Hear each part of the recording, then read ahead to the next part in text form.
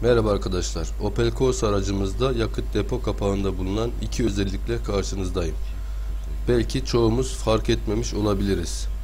Lastik hava basınçlarının yük durumuna göre kaç olması gerektiği bilgi burada yazmaktadır. Basınç önemli bir konudur. Yakıt tüketimini ve lastik aşınmalarını etkiler. Basıncın farklı olması farklı aşınmalara sebep olacaktır.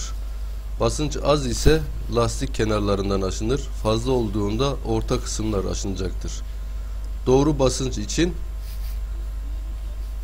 kapaktaki değerlere uygun olanı ayarlamaktır. Bu birinci özellik. İkinci bilinmeyen özellik de hiç dikkatimizi çekmeyen bu plastik parça sanırım. Bu parça sibop kapağını sökmeye yarayan bir araçtır. Bu zamana kadar bu işi elimizle yaptık diyeceksiniz. Ama şu andaki jantımız elinizle sökmeye müsait olduğundandır. Farklı tiplerdeki jantlarda elimiz bazen ulaşmayabilir. Bu durumda bu aracı kullanmak yararlı olabilir.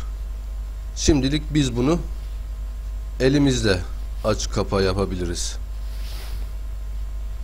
Dilerseniz de kullanabilirsiniz.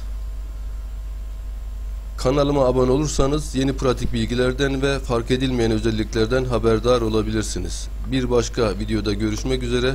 İzlediğiniz için teşekkürler.